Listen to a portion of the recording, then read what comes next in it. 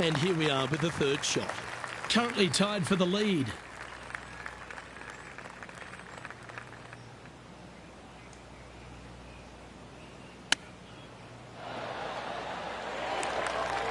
And this putt is for a big 4 on the scorecard.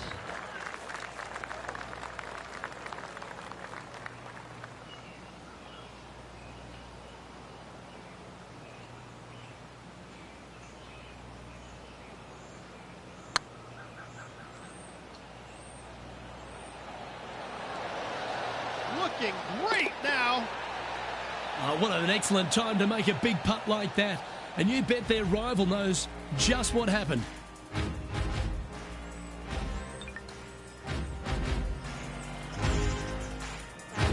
Well, this is when the knees start to knock. The sweat starts to appear on the palms of your hands, Rich. Just a slender lead with 9 to play.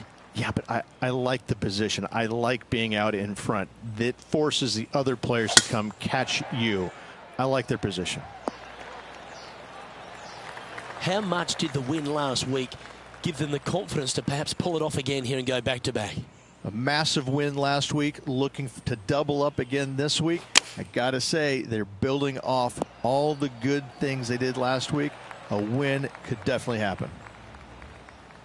And now over to Brooke Henderson's next shot. She's currently trailing her rival. Let's see what happens here. All right, Henny.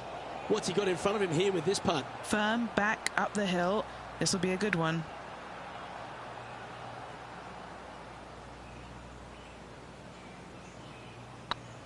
Go on, get in the hole. Well, you're going to be hard to catch now if you keep making putts like that. And with that, he'll move to 7 under. Incredible. There's some birdie holes out on this course, and the 11th is certainly one of those, but there are some troublesome spots if you get out of play. There definitely is trouble, but the thing I love about this hole the most, Luke, is that there's so many different ways to play it. Most players will take driver off the tee, but from there, now it's anybody's ball game. You don't have to go for the green on the second shot. You can lay it up over the left. You can lay it up over to the right. You can lay it up long left. There's so many different ways of attacking this hole. Each individual is going to do it differently. I love the second shot on this hole.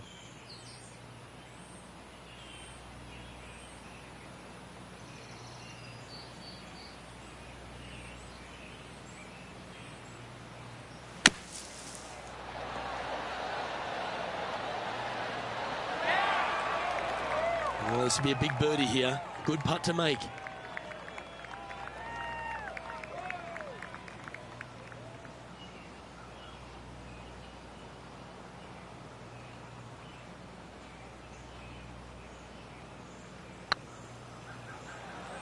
I can't believe this.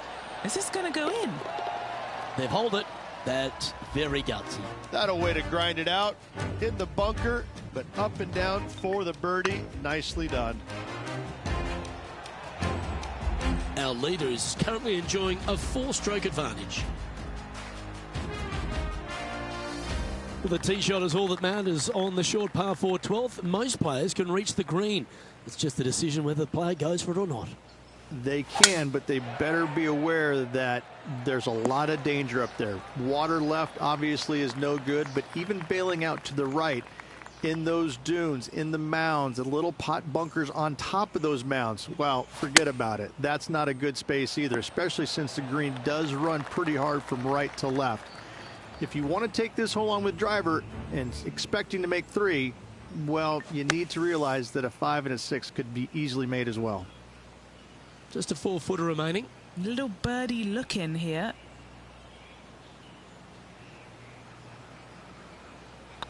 It's on a good line. Look at him just surging ahead at the top of the leaderboard. Leading by 5 shots after that.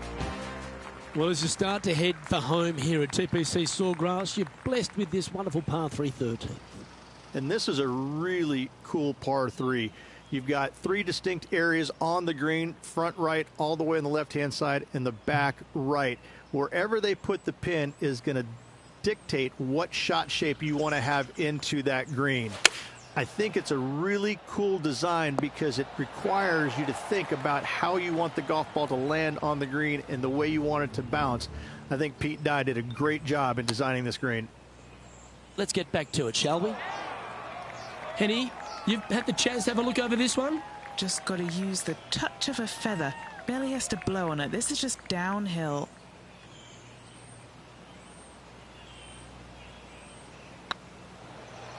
It's on a great line. And that's for birdie. Well holed.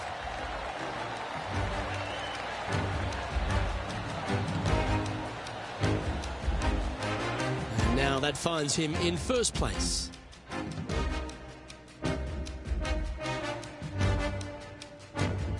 There's a few birdie opportunities out of the gate here on the second nine at TPC Sawgrass, but it really starts to toughen up down the stretch, starting here with a difficult par 4 14. Difficult tee shot on this playing some 481 yards from the tip. You find the fairway and you've got a decent chance of finding the green with your second shot, but if you're out of position anywhere on this hole, your number will go up exponentially.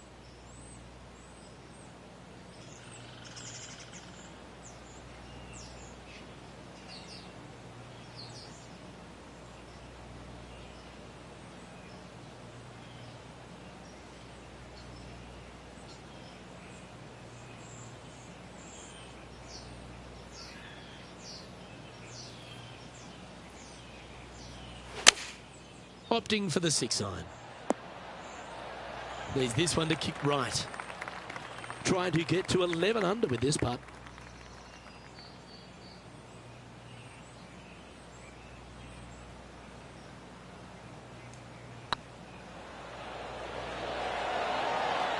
Oh, that's frustrating. And that should secure the par on this one. Our current leader is enjoying a 6-stroke advantage.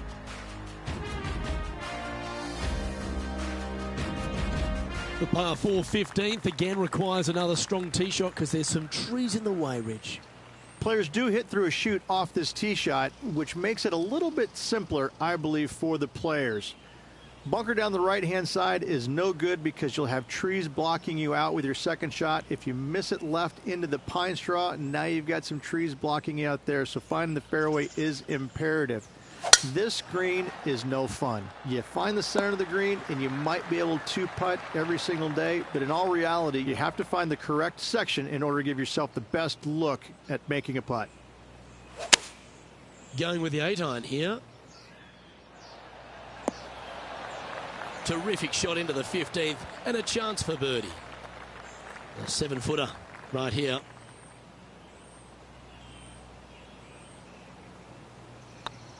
It's half a chance of being holed, this one. Why don't we catch up with Brooke Henderson? Yeah, she's down, she's behind, her rivals scooting ahead. Let's see what happens. Oh, that's a bonus. And now this is why you can never get comfortable, even if you're leading a PGA Tour pro.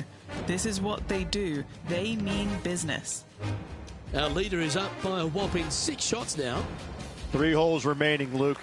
This is getting awfully fun.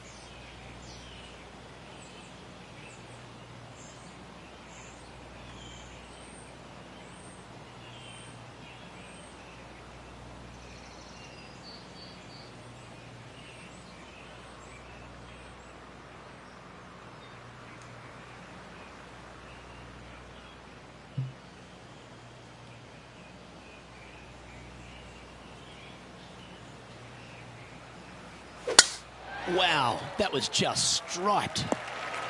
It's a little wayward, bouncing through the branches. To win the Players' Championship, you've got to run the gauntlet, Rich. Here we are with that big testing second shot at 16.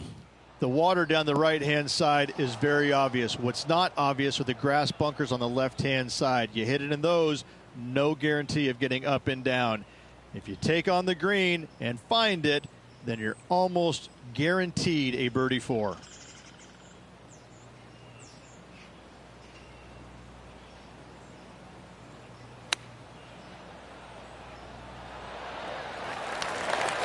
This one's for birdie.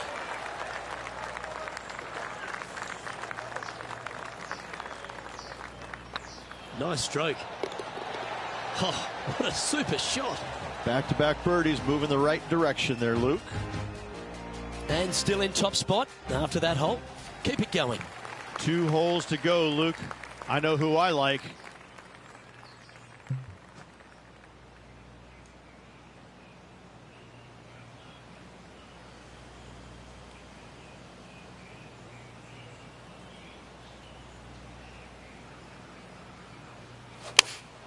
Opting for the 9-iron. Oh, what a wonderful play. Leading with intent. The iron play today has been absolutely stellar, Luke. The greens and regulation, just a fantastic accomplishment. Great to watch. That was a gallant attempt. Just a short putt remaining here. And now over to Brooke Henderson's next shot. She's trying to pull ahead in this group rivalry. Let's see what happens. Let's take a look at the leaderboard. Leading by 6 strokes after that one. Let's head to the finishing hole. This wonderful par 4 18th. Wonderful only if you're a spectator. It's wonderful if you're not playing it for a lot of cash. It's just one of the most difficult, visually intimidating holes I think you'll ever face in your life. Somehow, try and hit it down the right-hand side of the fairway, keep it out of the rough, and from there, hit it out to the right-hand side of the green somehow, also keeping it out of the rough or that pot bunker short right. Listen, you'd be happy to make 5 here, that's for sure. 4s are magnificent. 3s are unicorns. They really don't happen that much. It is such a difficult, demanding finishing hole. And that'll do it, Rich. Players' Champion. That's one of the elite wins in their career. Winning the Players' Championship, Luke, is easily as good as winning any major because the field quality is so amazing.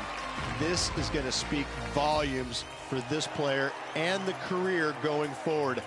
This is a heck of a win. I can't wait to see what they produce next. This is impressive. To win out here on tour is a big deal, but to go back-to-back, Rich, how significant is that? Luke, winning once on the PGA Tour is difficult enough. To win back-to-back weeks, that's reserved for just the top players in the game.